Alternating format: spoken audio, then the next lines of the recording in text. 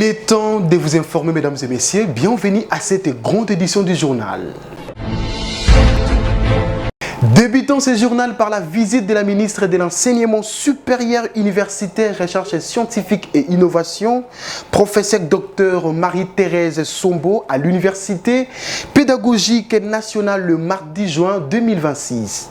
Cette descente s'inscrit dans le cadre de la campagne nationale de sensibilisation des étudiants relative à l'évaluation de la Constitution du 18 février 2006 dans le but de promouvoir une participation éclairée et responsable de la jeunesse académique au débat citoyen. Suivez les reportages de Georges Dilumbi et Christian Tupamba.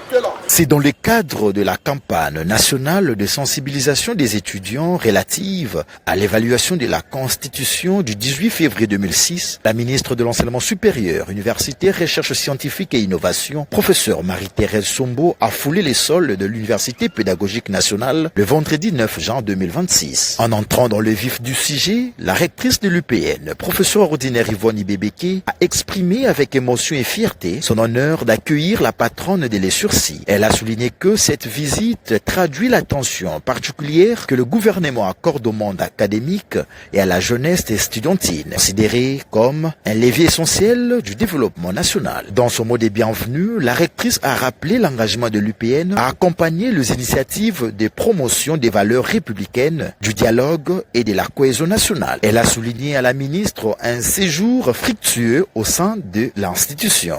À l'occasion de cette journée de sensibilisation et des réflexions dans la perspective de l'évolution de la loi fondamentale de notre pays, la République démocratique du Congo. Notre constitution date de 20 ans.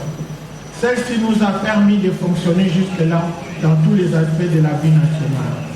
Aujourd'hui, considérant l'évolution du contexte national et international, de nombreuses voix s'élèvent qui demandent de regarder à nouveau cette loi fondamentale pour l'adapter aux exigences et conditions actuelles, afin de garantir un avenir serein et plus prospère à nos populations.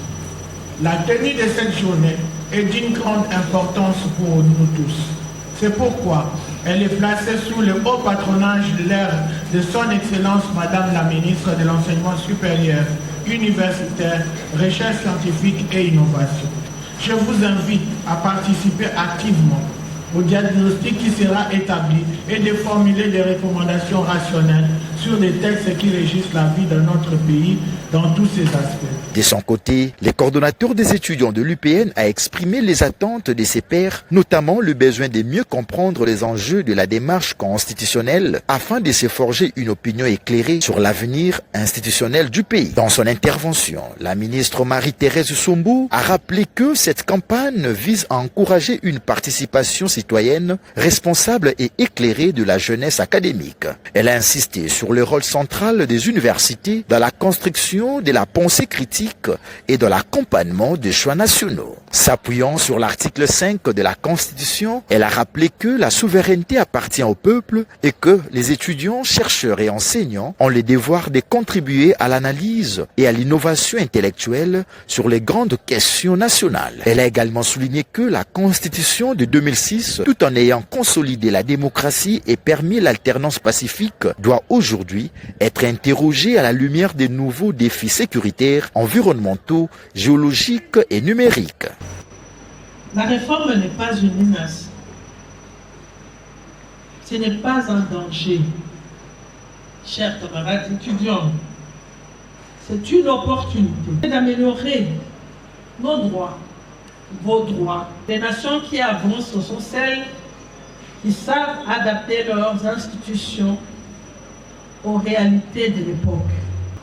Réviser une constitution n'est pas un signe d'instabilité, mais un signe de maturité démocratique. Pour finir, la patronne de Les Sourcils a annoncé la tenue prochaine d'un colloque scientifique d'envergure sur les dimensions géostratégiques, climatiques et sociologiques de la réforme constitutionnelle, ainsi que l'initiative de traduction de la Constitution dans les 4 langues nationales. La cérémonie s'est clôturée par une photo des familles dans un climat académique.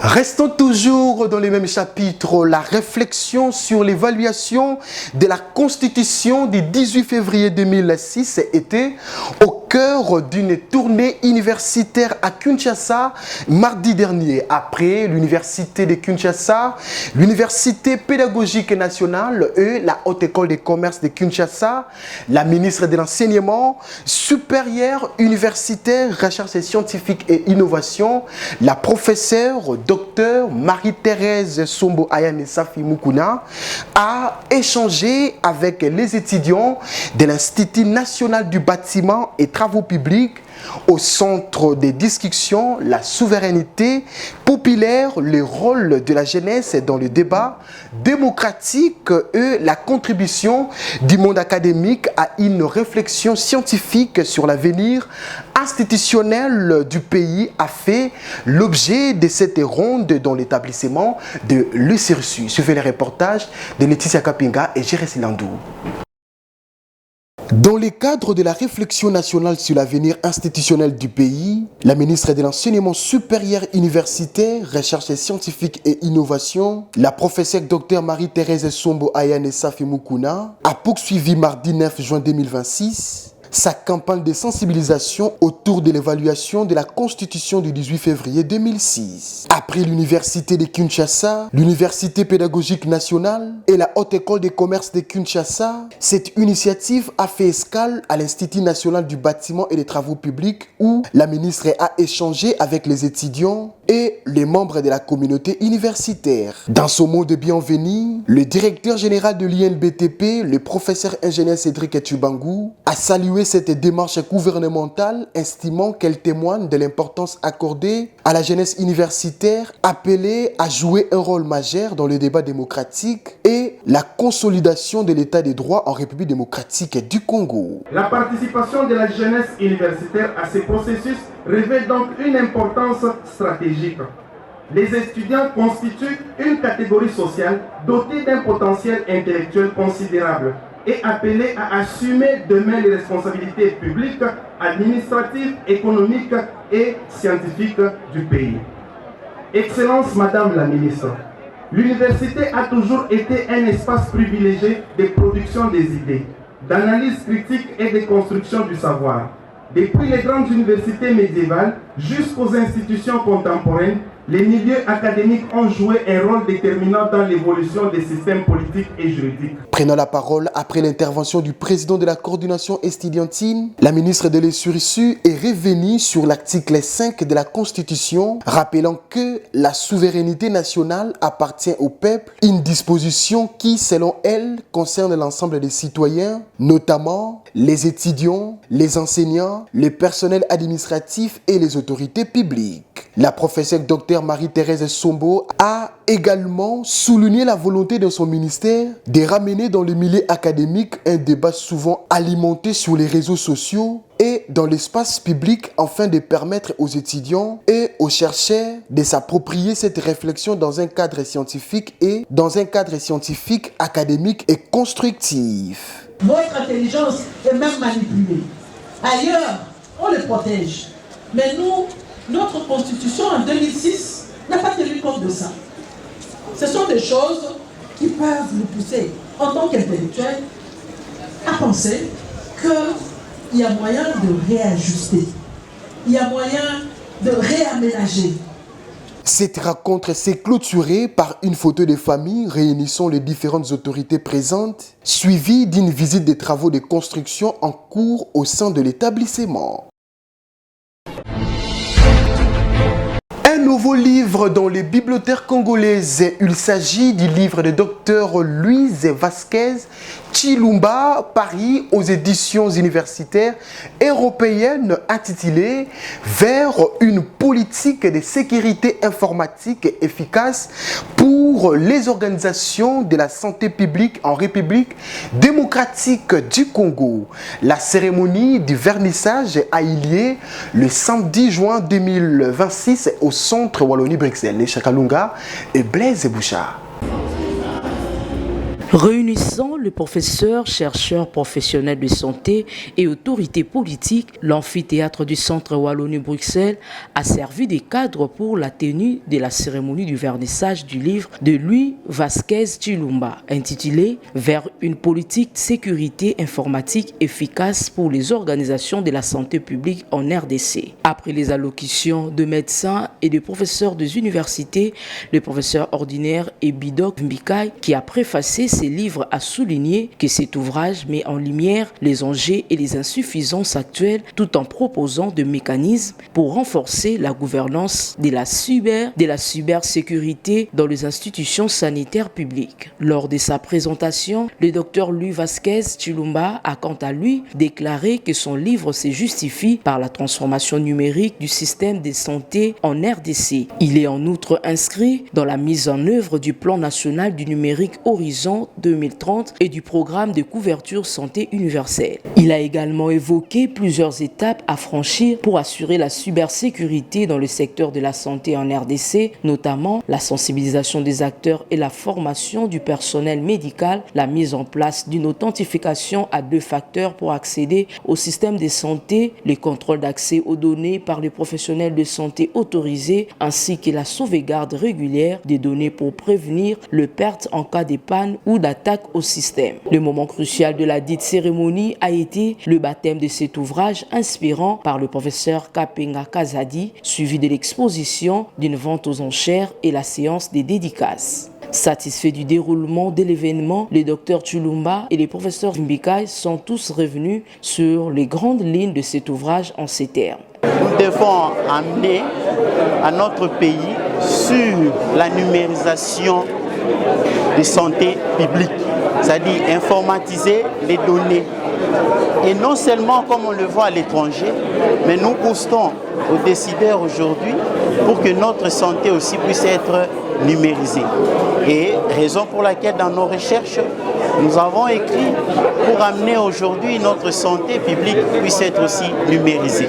Le docteur Vasquez Chilumba a expliqué et a déployé, il a démontré comment les algorithmes de chiffrement, déchiffrement, ce que nous appelons les algorithmes synchrones et asynchrones pour la cryptographie, dans le domaine de la cryptographie, nous donnent des possibilités de pouvoir crypter les données et de pouvoir décrypter les données. Et comme ce sont des données sensibles, des données médicales, il a vraiment fourni un effort en essayant un peu d'expliquer à la population congolaise et, n'est-ce pas, au corps médical, l'importance de cette digitalisation. Cette cérémonie s'est clôturée dans une ambiance sereine, accompagnée des séances photos et cocktails, marquant ainsi l'avenir de la santé publique en République démocratique du Congo.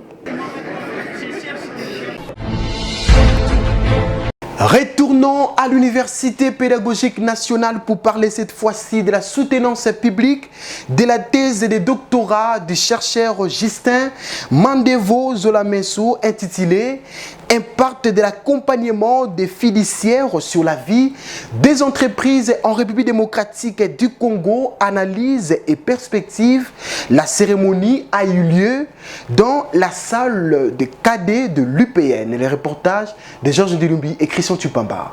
L'Université pédagogique nationale a enregistré une nouvelle soutenance doctorale couronnée de succès. Le chercheur Justin Mandevo Nzolameso a brillamment défendu sa thèse intitulée « Impact de l'accompagnement des fiduciaires pour la vie des entreprises en République démocratique du Congo, analyse et perspective ». Dans son exposé, les candidats a démontré que les fiduciaires jouent un rôle déterminant dans le développement et la pérennisation des entreprises congolaises à travers l'accompagnement comptable, fiscal, administratif, juridique et financier. Son étude, menée sur une période de 10 ans, de 2014 à 2023, a porté sur un échantillon de 1200 entreprises et 250 fiduciaires répartis dans plusieurs pôles économiques du pays. Le résultat de la recherche révèle que l'expertise des fiduciaires contribue significativement à l'amélioration de la gestion des entreprises, à l'optimisation de leurs obligations fiscales et à l'accroissement des recettes publiques essentielles au financement des actions de développement de l'État. À l'issue des échanges scientifiques et la délibération du jury à huis clos, l'impétron a été proclamé docteur avec la mention grande distinction. Pour la jouissance de ces titres, le secrétaire général à la recherche de l'UPN lui a officiellement conféré le grade académique dans une ambiance conviviale. Ému, le nouveau docteur a souligné l'importance de ce travail pour l'amélioration de la gouvernance et de la performance des entreprises en République démocratique du Congo. On a expliqué comment est-ce qu'une fiduciaire peut accompagner de manière générale une entreprise. Son rôle, son fonctionnement, n'est-ce pas? Et aujourd'hui, on a démontré plutôt que la fiduciaire n'est plus simple entreprise, s'il faut le dire, n'est-ce pas, qui était là avant pour les chiffres d'affaires. Mais aujourd'hui, on a compris que la fiduciaire n'est plus là seulement pour les chiffres d'affaires, mais aussi pour plusieurs causes. Bref, la fiduciaire aujourd'hui est devenue pilier majeur d'une entreprise. Et la fiduciaire s'adapte à l'activité professionnelle de toute entreprise. Mais aussi, on a eu à apporter la lumière en disant que oui, le concept fiduciaire est mal utilisé dans notre pays. Parce que sous d'autres cieux, vous devez comprendre que oui, on ne peut pas parler de la fiduciaire tout court. Mais aussi comprendre que la fiduciaire est basée sur la confiance. Alors, la fiduciaire peut avoir que, comme société la forme juridique, c'est-à-dire SA ou SRL. N'est-ce pas? C'est pourquoi on parle de la société fiduciaire.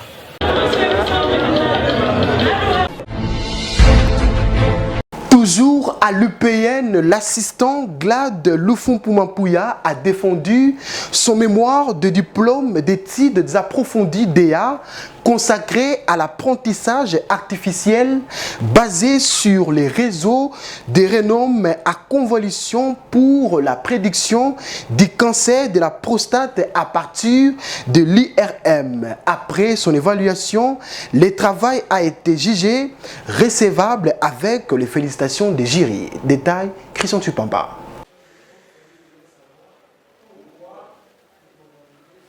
C'est brillamment que l'assistant Glad Lufumpu-Mampouya a défendu son mémoire des diplômes d'études approfondies consacré à l'apprentissage artificiel basé sur les réseaux des neurones pour la prédiction du cancer de la prostate à partir de l'IRM.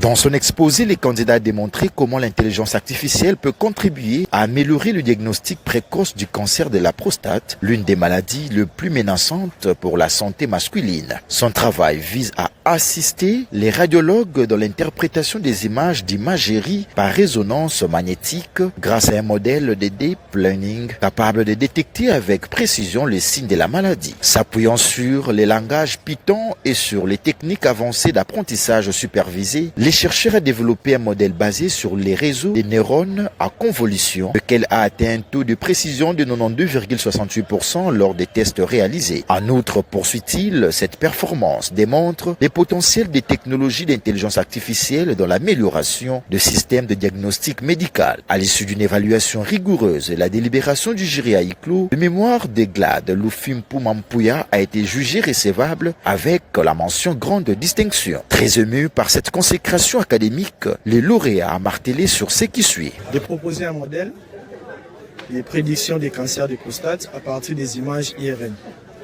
Nous avions mis en place un modèle, un prototype qui peut permettre ou faciliter les médecins radiologues par rapport à leurs analyses sur les cancers des prostates. Parce que chaque fois lorsque nous nous rendons à l'hôpital, parce que nous sommes des hommes, on peut subir un jour le problème sur les prostates. Il y a toujours des problèmes, il y a les radiologues se tracassent pour essayer de faire les analyses par rapport à leurs examens. Maintenant, nous, avec notre modèle, nous proposons un système qui va permettre les médecins, à l'absence des radiologues, ils peuvent analyser le problème pour prédire les cas par rapport à les degrés de la maladie. Nous avions renommé notre modèle PredCans Pro. prédiction des cancers de prostate. Une ambiance bon enfant a sanctionné cette cérémonie.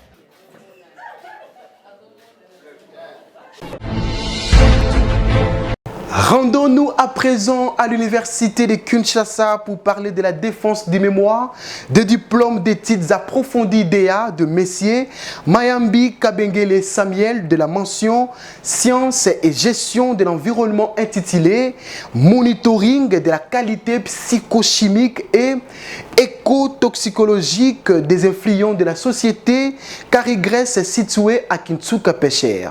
Cette cérémonie s'est tenue mardi dernier dans le local D8C de la dite faculté de l'UNIKIN. Pour plus de détails, Sylvain Salabiakou.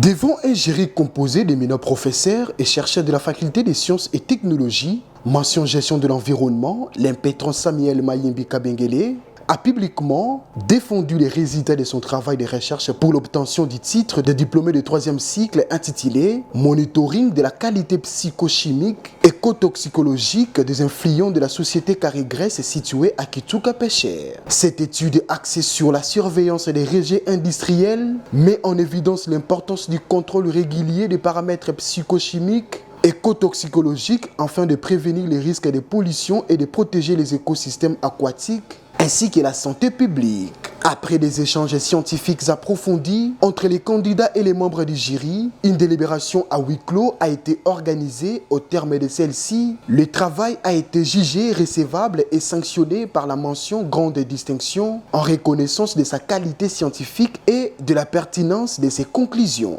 Les résultats obtenus dans cette étude ont montré que les fleurs de la société Carigresse contiennent des substances toxiques pour les milieux récepteurs. Puisque cette société rejette ses eaux ou ses effluents dans les fleuves Congo, qui constituent une ressource stratégique d'approvisionnement en eau dans la province de Kinshasa, et a lié que la société Carigresse mette en place un système de traitement adéquat pour ne pas polluer les eaux qui constituent une source de consommation pour la province de Kinshasa. Et donc, nous recommandons à ce que la société puisse mettre en place un vrai système de traitement des eaux et aussi à l'État de suivre les industriels dans notre pays pour que ces derniers ne polluent pas l'environnement. Puisque tout développement qui ne s'accompagne pas de la protection de l'environnement est une bombe à retardement, puisque l'environnement réagit toujours d'une manière ou d'une autre. Cette distinction vient couronner plusieurs années d'efforts académiques et enrichit les recherches menées dans les domaines des sciences et de la gestion de l'environnement en République démocratique du Congo.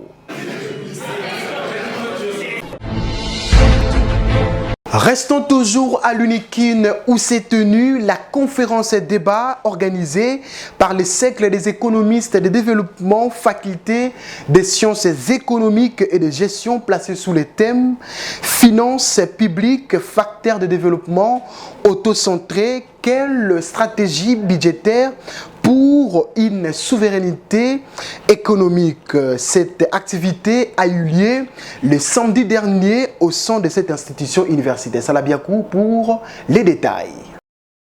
La question de la souveraineté économique de la République démocratique du Congo était au cœur d'une conférence débat organisée à l'université de Kinshasa par le cercle des économistes du développement de la faculté des sciences économiques et de gestion. Les échanges ont porté sur les thèmes finances publiques, facteurs de développement autocentrés, quelle stratégie budgétaire pour une souveraineté économique. Après les allocutions d'ouverture, le professeur André Bona, l'unique intervenant, a éclairé l'assistance sur la pertinence des sujets et le défi lié à la mobilisation des finances publiques au service du développement national. À l'issue de cet exposé, une séance de questions-réponses a permis aux participants d'échanger avec les intervenants dans une dynamique d'enrichissement scientifique. Revenant sur les enjeux de cette rencontre, les coordonnateurs du cercle des économistes du développement, Nieti Lutembodeo a mis en lumière la portée académique et stratégique de cette réflexion. Nous avons repensé à faire, soit aborder cette thématique, justement pour voir dans quelle mesure nous pouvons faire de la RDC, soit de proposer au pays un modèle économique endogène. Ce que j'ai retenu, c'est à deux volets. Premièrement, sur le plan scientifique. Déjà, les enseignements qui sont donnés à l'université ou aux universités sur les finances publiques sont trop théoriques. Or, aujourd'hui, nous étions avec un homme de terrain. Il nous a en fait donné les finances publiques, non pas sur les plans théoriques, mais sur ce que lui-même fait en ville. Sur le plan opérationnel, nous avons adopté, ou soit nous avons hérité du professeur, une stratégie ou des stratégies de développement endogène, comme je l'ai dit en amont lors de mon interview à la salle. Il convient de signaler que cette conférence et débat s'est clôturée dans une atmosphère académique marquée par la convivialité et le partage des connaissances. L'Observatoire africain de la sanction positive et valeur de la paix a décerné au professeur émérite Pandzu Ngobabinda les titres honorifiques des grands chanceliers de belles lettres et sciences humaines au regard de son parcours très particulier. Cette cérémonie a eu lieu le samedi dernier au chapiteau de l'université de Kinshasa. Pour plus de détails, Valangolou et Sylvain Salabiako. Au chapiteau de l'université de Kinshasa, samedi 6 juin 2026, le professeur émérite philosophe Elim Ngomabinda est élevé à un titre honorifique dénommé Grand Chancelier des Belles Lettres et des Sciences Humaines, une reconnaissance de la structure Observatoire africain des sanctions positives et des valeurs de la paix, GASP en sigle. Cette structure estime que le nominé mérite ses prix pour son engagement à la recherche scientifique, le sens social et la compétence. Le jury, l'Observatoire africain de la sanction positive et valeur de la paix, décerne le présent diplôme au professeur émérite Eli Pandzu Ngoma, titre conféré par l'OASP, Grand Chancelier des lettres et des sciences humaines. Les insignes de cette structure, un trophée, un diplôme de mérite et porte-carte des visites personnalisées lui ont été remis à cette occasion.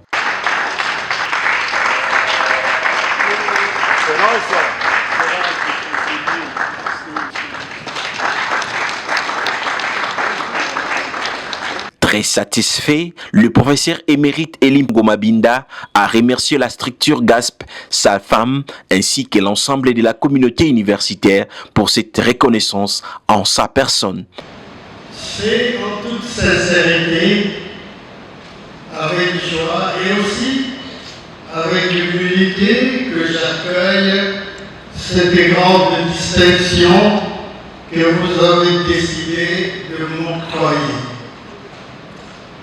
C'est avec émerveillement que je découvre votre généreuse perspicacité à détecter des valeurs dans de petites choses non visibles aux yeux de beaucoup de nos compatriotes, des valeurs cachées au plus profond de notre modeste vie de travailleurs dans les sciences humaines et les lettres.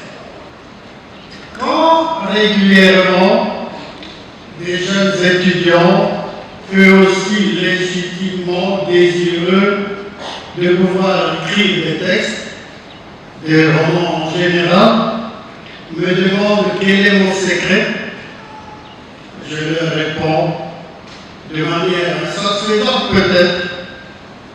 Je leur réponds que mon secret, c'est du talent et surtout de la force du travail. Notons que le professeur émérite Ngomabinda est déjà détenteur de la médaille de l'Ordre national des Léopards de la RDC, doyen honoraire de la faculté des lettres et sciences humaines, ministre honoraire de l'éducation du Congo central, disciple de Valentin Yves Modimbe. Outre sa thèse, il a écrit plus de 45 ouvrages, 180 articles. Il a inventé la philosophie inflexionnelle centrée sur les leaders politiques. Et voilà, mesdames et messieurs, comme vous constatez, nous sommes à la fin de cette grande édition du journal derrière la caméra. Jérès Landou, assisté par Jourdan Gabengele, une réalisation de Dr Lema, toujours sous la coordination de l'honorable coordonnateur André Mouchongo Machara. Merci parce que vous étiez les nôtres, vous et nous, à la prochaine édition et bonne suite des programmes.